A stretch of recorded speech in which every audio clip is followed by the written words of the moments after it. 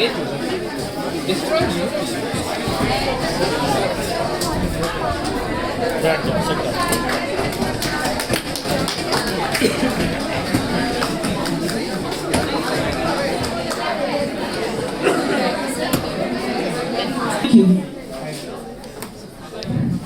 विश्वकर्मा कौशल विश्वविद्यालय के इस सभागार में आप सभी का राष्ट्रीय विज्ञान दिवस के उपलक्ष्य में एक बार फिर से हार्दिक स्वागत, हार्दिक अभिनंदन। हाँ, कल 27 फरवरी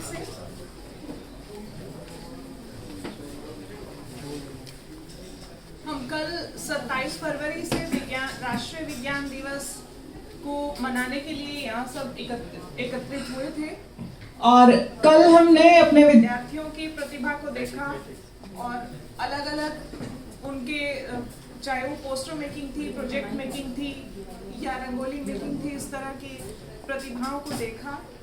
हमारे साथ कल 2 एक्सपर्ट्स जुड़े थे, एक DRDO से और दूसरा YMCA से जो मैम थी, उन्होंने अपने अनुभव विज्ञान के क्षेत्र में हमारे साथ साझा किए।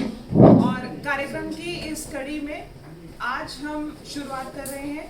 पूर्व निर्धारित कार्यक्रम में थोड़ा सा बदलाव है और इसीलिए हम आज कार्यक्रम की शुरुआत करेंगे।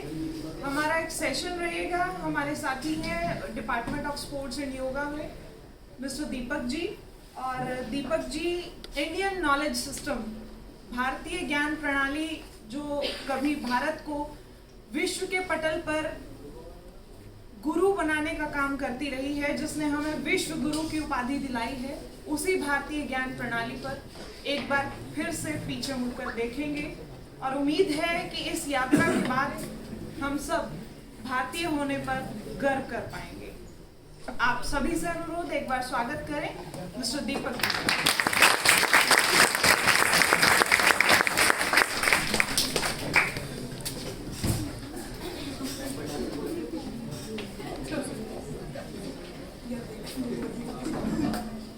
सभी को प्रणाम। भारतीय संस्कृति रही है कि हम अपने आप पे प्रकाशित वे में हो सकें। सबसे पहले हम उस ईश्वर को प्रणाम करेंगे कि जिसने एक इतनी सुंदर व्यवस्था बनाई है, जिसके माध्यम से हम निरंतर गति करते हुए आ रहे हैं, निरंतर हम प्रकाशमान होते आ रहे हैं। और एक ऐसी सुंदर व्यवस्था आज जो बनी हुई है, जिसमें हम सभी एक साथ जुड़ पा रहे हैं, जो हमारी भारतीय संस्कृति का एक हिस्सा है, एक अंग है कि वासुदेव कुटुंबकम, कि विश्व को भी हम अपना परिवार समझें। उसी की कड़ी में आज हम सभी एक हुए हैं। मैं सभी का एक बार हृदय से स्वागत करता हूं कि आपने अपने कीमती समय से निकाल कर कुछ क्षण यहाँ पे आए हैं। मैं दीन सर से आज्ञा लेता हूं कि वो कार्यक्रम के लिए आगे हूँ। आप सभी से भी जैसा कि यहाँ पे लिखा हुआ कि भारतीय ज्ञान प्रणाली, इंडियन नॉलेज सिस्टम है क्या? इंडियन नॉलेज सिस्टम एक अपने आप में बहुत साल विषय है। उनको मैं सिर्फ 2 मिनट में या 20 मिनट में कर पाऊँ ये संभव नहीं है, लेकिन फिर भी उसकी कुछ छवि मैं आपके सामने प्रस्तुत करूंगा। जैसा कि हमारे ग्रंथों में कहा गया है, भारतीय क्या है? भारत। भारतीय जो 2 शब्दों से मिलकर के बना है, भा और रत। भा का मतलब होता है प्रकाश, रत माने जो रति हैं, जो हमेशा से प्रकाश में रति हैं, अर्थात जिन्होंने कभी भी पीछे मुड़ करके नहीं देखा है कि अंधकार से हमें किस प्रकार से निकलना है, ये उनको निरंतरता से आया हुआ है। और ज्ञान क्या है? जब जानना, ज्ञान एक निरंतर चलने वाली प्रक्रिया है जो कभी भी रुक नहीं सकती है। ऐसा हमारे भारतीय ग्रंथों के अंतर्गत कहा गया है। भारतीय प्रणाली एक अपने आप में अद्भुत है, जो कभी भी अपने आप को कमजोर महसूस कराने का एहसास हमें नहीं दिलाती है। तो ये जिस प्रकार से हम स्लाइड्स में देखेंगे, भगवान सूर्य जो निकल रहे हैं, वो अनेक बाधाएं आने के बाद भी अपना प्रकाश लगातार दे रहे हैं। वही संदेश हमें इससे मिलता है कि हम भी अनेक बाधाएं आने के बाद हमेशा पॉजिटिव वे में, हमेशा सकारात्मक वे में अपना कार्य निरंतर करते रहें, क्योंकि प्रकृति का नियम है प्रत्येक जीव को दुख आएंगे। हमें उन दुखों से बंद करके नहीं रुकना है। जैसे भगवान सूर्य निरंतर हमें ऊर्जा देता है, जैसे जैसे वो निकलता है ऐसे ऐसे हमारे सभी शरीर में ऊर्जा प्रभावित होनी प्रारंभ हो जाती है। जैसे जैसे वो अस्त की तरफ चलता है धीरे धीरे हमारी ऊर्जा कम होती चली जाती है। ऐसा कोई भी व्यक्ति नहीं होगा कि जिसकी रात में ज्यादा एनर्जी बढ़ जाती हो और दिन में कम हो जाती हो। इसलिए हमारे सभी विश्वविद्यालयों में, सभी कॉलेजों में, सभी स्कूलों में जो सबसे टिपिकल सब्जेक्ट है उसके लिए कहा जाता है इसको सुबह सुबह पढ़ाएं। वो भारतीय ज्ञान प्रणाली के आधार पे लिया गया, भगवान सूर्य की रोशनी के उसकी ऊर्जा के आधार पे लिया गया कि हम किस प्रकार से प्रैक्टिकल वे में उसको अपने जमीनी लेवल पर उतार सकते हैं। जैसे जैसे सूर्य का प्रकाश आता है प्रकृति के सभी जीव, सभी पेड़ पौधे, मनुष्य सभी ऊर्जावान होते हैं। जैसे जैसे अस्त की तरफ चलता है तो वो सभी क्या हो जाते हैं, उनकी एनर्जी धीरे धीरे डाउन हो जाती है, उन्हें थकान महसूस हो जाती है। इसी का एक अन्य उदाहरण है कि जब हम कोई भी कार्य करते हैं, जैसे कि हमें सिखाया गया है कि जो सूरज भगवान है वो पूर्व से निकलते हैं, लेकिन भारतीय ज्ञान प्रणाली कहती है कि जहां से सूर्य पहले आया, पूर्व का मतलब पहले, जहां भगवान सूर्य पहले आए उसको पूर्व कहा जाता है, ना कि भगवान सूर्य पूर्व से निकलते हैं। जहां स्वयं वो पहले आए हैं उसको पूर्व कहा जाता है, जहां वो बाद में गए, बाद का मतलब पश्चिम, उसको पश्चिम कहा जाता है। वो अपने बाएं भाग में जाते हैं तो उसको उत्तर, अपने दाएं भाग में जाते हैं उसको दक्षिण कहा जाता है। यह हमारी भारतीय ज्ञान प्रणाली के अंतर्गत है। कितनी विडंबना की बात है कि हमारा ज्ञान इतना श्रेष्ठ हो जाने के बाद भी हम कमजोर हो गए। तो जो हमारे ऋषि मुनियों का ज्ञान की हमें जो पुस्तक है, हमारे उपनिषद है, वो हमें कंठस्थ याद करा दिए जाते थे। आज हमारे पास करोड़ों पुस्तकें होने के बाद भी हमारी स्मृति में इतना नहीं आ पाता। एक बच्चा 6 महीने पढ़ता है, उसने जितना भी सारा कुछ रटा उसको 1 घंटे 2 घंटे 3 घंटे में प्रैक्टिकल करके या फिर थ्योरी लिख करके वॉमिट करके आ जाता है। लेकिन हमारे ग्रंथों में कंठस्थ याद कराने की स्मृति जो आज भी है वो आज भी संभव है। वैसे प्रणाली के आधार पर हम चलते हैं। Next slide. नेक्स्ट जो मुख्य उद्देश्य है जो इसका भारतीय ज्ञान प्रणाली के अंतर्गत ही कि योगी के द्वारा हम किस प्रकार से आपातकालीन चिकित्सा कर सकते हैं, क्योंकि योग भी एक भारतीय ज्ञान प्रणाली का विषय है जो इंडियन नॉलेज सिस्टम के अंतर्गत ही है। तो उसमें सबसे ज्यादा इमरजेंसी जो अभी मानी जाती है, मैंने सबसे पहले वही टॉपिक पढ़ा कि उसमें मैंने प्रैक्टिकल भी किए कि जो हार्ट अटैक है, यहाँ पे हृदय शूल लिखा हुआ है, उसको किस प्रकार से योग के माध्यम से on the spot with in 30 minute 20 minute 25 minutes में हम उसको कंट्रोल कर सकते हैं। तो यहाँ पे ये श्लोक है, हमारी हठ प्रदीपिका नामक ग्रंथ है, तो उसका 5वां उपदेश है, उसमें ये दिया हुआ है, उन्मार्गे प्रस्तुतम वायु पित्तकोष्ठे मेधास्थितम त्रिशूलम पापशूलम च त्रिशूलम च जायते। अर्थात उन मार्गे जब वायु आगे लिखा प्रस्तुत हो प्रस्थान करेगी दूसरे मार्गों में, तब क्या होगा, अगर पित्तकोष्ठों में पहुंच गई तो हृदय शूल, शूल का मतलब वो एक ऐसा पेन, जैसे त्रिशूल भगवान शिव का या सुई जो बहुत तेज हमें सुई के जैसे चुभने का आभास होता है, इस समय हार्ट अटैक में होता है। फिर उसके बाद आता है पार्श्वशूल, पार्श्व कहते हैं साइड को या बगल को, उसमें वो शूल जो उस समय होता है, शूल बहुत तेज पेन दर्द जो है। उसके बाद फिर शूल आपकी कमर में जो दर्द होता है, उसको हम किस प्रकार से योग के माध्यम से कंट्रोल करेंगे। तो इसमें एक बहुत अच्छा यहाँ पे लिखा हुआ है, तेला अभ्यंगम तदा, दूसरा इसका श्लोक है, तेला अभ्यंगम तदा पक्षम स्नानम च उष्णम वारिणाम। हमें क्या करना है, तेल से अभ्यंग करना, मालिश करनी है, लेकिन करना क्या है वो दूसरे ग्रंथों में मिलता है। उसके बाद कहा कि पथ्य स्नानम च उष्णम वारिणाम, और पथ्य के रूप में उष्ण पानी, गर्म पानी, गुनगुना पानी और न से बदसी में पिलाते हैं। तो ये प्रैक्टिकल चीजें हैं। सघृतम पायसम भुक्तम जीर्णेन अन्य योगम व्यवस्थम। तो तब क्या करना है, घृत के साथ पायस कहते हैं खीर को, अगर घृत के साथ उस समय खीर का सेवन है, खीर नहीं हो पाती है, मैंने प्रैक्टिकल में घी के साथ पानी दिया और वो प्रैक्टिकल वे में विद इन 20 मिनट्स में जो हार्ट अटैक आ रहा था वो ऑन द स्पॉट उस समय रुक गया। फिर क्या करना है कि जब जीर्ण हो जाए अर्थात भोजन का पाचन हो जाए तो उसका योग अभ्यास करने के लिए अर्थात आप जो आपकी फिजिकल एक्टिविटी है उसको करने के लिए तैयार हैं। ऐसा ही इसमें जो सर्वांग आसन है उसके बारे में है कि जिस समय किसी को बहुत ज्यादा समस्या हो, किसकी की हाइपर एसिडिटी बहुत ज्यादा हो रखी हो, इतनी हाइपर एसिडिटी की व्यक्ति को अपने आप को ये नहीं पता कि मैं कौन हूँ, अर्थात वो बेहोश की स्थिति में कि मेरे पास कौन है कौन नहीं है, अगर उसको हम कराते हैं तो सर्वांग आसन कराने के बाद विद इन 30 मिनट या 25 मिनट में वो रिकवर होते हैं, वो वापस होते हैं। ये सारी कुछ प्रैक्टिकल चीज में संभव है और उनके मैं भी शेयर कराऊंगा। कुछ लोग यहाँ पे बैठे हैं तो मैं सारा सेशन लास्ट में कराऊंगा, कुछ वो अभी रास्ते में हैं। तो नेक्स्ट स्लाइड।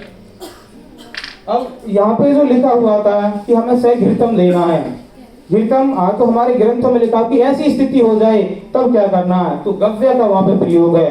गव्य कहते हैं जो गाय से उत्पन्न जो वस्तुएं हैं, अर्थात जो हमारी भारतीय नस्ल की जो गाय थी उनसे उत्पन्न जो वस्तुएं हैं। तो ऐसी स्थिति में कानूनी प्राय माने लगातार या हमेशा जो हमें कार्य करना है वो है शिक्षित आहारम च भुंजितम योगिताम, अर्थात उसको भंजन करना, अर्थात उस आहार को लेना है जो स्निग्ध हो। स्निग्ध मतलब जो लुब्रिकेंट हो, जो ऑयली पार्ट हो, लेकिन वो गव्य का, गाय का घी। एवं शूलादेव रोगम श्यामंती बात पिज्जा, उस समय जिस समय सूल का उदय हो रहा हो, जिस समय सूल स्टार्ट हो रहा हो, उस समय अगर हम इस रोग में उसका समन करने के लिए, सावंती माने समन करने के लिए अगर ये पिलाते हैं तो ऑन द स्पॉट आपका हार्ट अटैक है वो प्रैक्टिकल वे में रुक जाता है। अब जो यहाँ पे घी है तो इसमें हमने कार्य किया, तो उसमें क्या है, जो मार्केट में घी आ रहा उसको हमने लेकर के देखा तो उसने उसको रिजल्ट का नहीं दिया। फिर कहा कि ग्रंथों में ऐसा नहीं हो सकता कि बातें गलत होंगी, तो हमने वैदिक प्रोसेस से घी को बनाना शुरू किया। मिट्टी की हांडी लेकर के, देसी गाय का घी लेकर के मिट्टी हांडी में पकाना, मिट्टी की में चलाना, मिट्टी की जब बना हाथ की ऐसे चलाना प्रारंभ किया तो वही घी औषधि का कार्य कर गया। वही घी उसने ऑन द स्पॉट बिल्कुल 30 मिनट में 25 मिनट में हार्ट अटैक को रिलीज किया। अभी भी यहाँ पे कुछ बंदे बैठे हुए जिनको पैरालाइज आया था, तो उन्होंने किस प्रकार से अपने उसको रोका हुआ था, तो उस पर हम अभी चर्चा करेंगे क्योंकि एक दो साथी वो रास्ते में वो आ जाएंगे तो सारी का एक्सपीरियंस एक साथ शेयर करेंगे। तो जो घी के बारे में है हमारे ग्रंथों में लिखा हुआ है मर्दनम गुण वर्धनम, अर्थात जितना हम किसी का भी मर्दन करेंगे वही औषधि का रूप ले लेगी। मर्दनम गुण वर्धनम, हमने जैसे अब हमारे भारतीय ज्ञान प्रणाली में था कि बच्चों का मर्दन कराते थे तो हमारा समाज स्वस्थ रहता था, बच्चे अच्छे रहते थे, संस्कारवान रहते थे। आज हमने मर्दन करना छोड़ दिया तो क्या हो गया, बच्चों में संस्कार चले गए। तो मर्दन करने की परंपरा को स्वास्थ्य के लिए भी, बच्चों के समाज के लिए भी, संस्कार के लिए भी, उनकी शिक्षा के लिए भी आने की दोबारा से जरूरत है। इसलिए मर्दनम गुण वर्धनम, हम उस पर जब वापस में गए तब हमें पता चला कि जब हम मर्दन करते हैं तभी हमारी औषधियों के गुण बढ़ जाते हैं। आज अगर हम कंपनियों की तरफ जाते हैं वहाँ पे मर्दन छोड़ दिया तो हमारे आयुर्वेद ने हमारे योग के जो भी पदार्थ हैं अमितार के रूप में हम देते हैं, उन्होंने धीरे धीरे काम करना बंद किया। लेकिन हम उस पुरानी वे में उस वैदिक प्रोसेस के माध्यम से कार्य करते हैं तो वो दोबारा से अपने उन्हीं गुणों को दे देते हैं। और जैसा आयुर्वेद में कहा है कि वो मरते दम तक भी आस नहीं छोड़ता कि वो व्यक्ति को स्वस्थ ना कर पाए। तो आगे है नेक्स्ट स्लाइड। हमारे इसमें ही ज्ञान प्रणाली में योग के अंतर्गत है मिताहार कि सबसे अच्छा भोजन कौन सा है। जैसा हमारी अगर हम बात करते हैं आज की जो मेडिकल साइंस हमारी, इसको सबसे ज्यादा मना किया कि हमें स्निग्ध भोजन नहीं लेना है। स्निग्ध का मतलब है कि ऐसा भोजन जो लुब्रिकेंट टाइप है, जो तेल है, जो घी है, उसके लिए मना किया जाता है। लेकिन हम ग्रंथों की तरफ वापस गए तो उसमें आया सबसे पहले भोजन कौन सा लेना है, शुद्ध होगा वो तो ठीक है ही, लेकिन सुमधुरम अर्थात मीठा भोजन हो और स्निग्ध हो, चिकनाई वाला भोजन हो। अगर वो भोजन लेंगे तो उस अवस्था में हमारा करने से क्या होगा, शुद्ध सुमधुरम विवर्जितम, उस समय अगर उसका हम विवर्जन कर रहे हैं, उसको ले कर रहे हैं, कब, जब हमें वो समस्या हो रही है, कब, जब जीर्ण रोग हो रहे हैं, जब बहुत ज्यादा क्रॉनिक डिजीज हो रही हैं, जिनको बीमारियां होते होते 10 साल 30 साल हो गए, जिनको टैबलेट लेते लेते 30 साल हो गए, उनको अगर ये भोजन देना स्टार्ट किया, सिर्फ भोजन में बदलाव, उसको मिताहार योग में कहा है, अगर इस भोजन में बदलाव करने से इतना हो गया कि वो प्रॉपर वे में दोबारा से ठीक हो गए।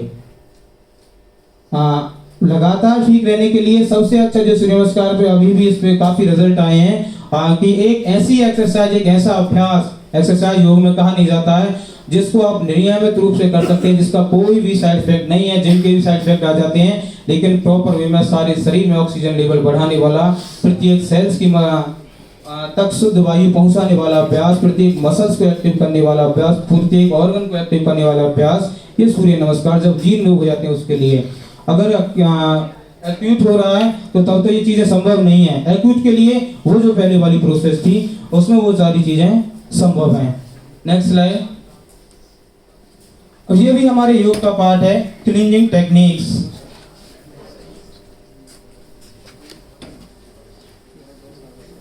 क्लींजिंग टेक्निक्स अर्थात शरीर को किस प्रकार से हमें क्लीन किया जाए, डिटॉक्सिफाई किया जाए, किस प्रकार से हम डिटॉक्स कर सकते हैं। तो हमारे ग्रंथों में ये षटकर्म संख्या में 6 है, तो इसलिए संस्कृत का वर्ड है। तो ऐसी प्रोसेस जिनको करने से हम अपनी बॉडी को क्लीन कर सकते हैं। इसमें एक घीरंड संहिता पुस्तक है, तो उसमें लिखा हुआ है कि अगर हम दंड धोती करते हैं तो हृदय निश का ध्रुवम शब्द वहां पे लिखा हुआ, अर्थात जो अटल सत्य है वो पक्का नाश होता है, अर्थात नष्ट होता है, ये नहीं कंट्रोल होता है, पक्का नाश हो जाता है, क्योर हो जाता है। वो हमारे षटकर्म के अंतर्गत है।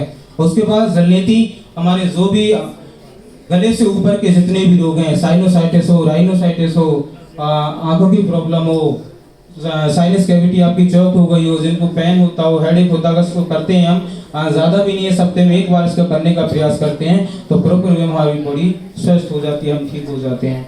उसके बाद कुंजन क्रिया है। कुंजन क्रिया करने से अगर जिसने पॉइजन भी ले लिया है, जिसने विष भी ले लिया है और न सुपर किसी भी पर्टिकुलर घोल के साथ उसको दे दिया जाए, जो वामक द्रव होते हैं, तो वो पॉइजन भी ऑन द स्पॉट बाहर निकल जाता है। ये सारी चीजें प्रैक्टिकल वे में संभव है। उसके बाद है जलनेति। एक जलनेति नहीं, रबड़ नीति। रबड़ नीति करने से क्या होता है कि हमारे जो भी साइनस की प्रॉब्लम है, गले से ऊपर की ग्रंथों में कहा उद जत्रुगत, जत्रुगत कहते हैं हमारी क्लेविकल बोन को, जो क्लेविकल बोन है उससे ऊपर के जितने भी रोग हैं उन सभी में ये हमारी जलनेति काम करती है। इतना गहरा हमारा ज्ञान कि जब हम इन चीजों पर चलते थे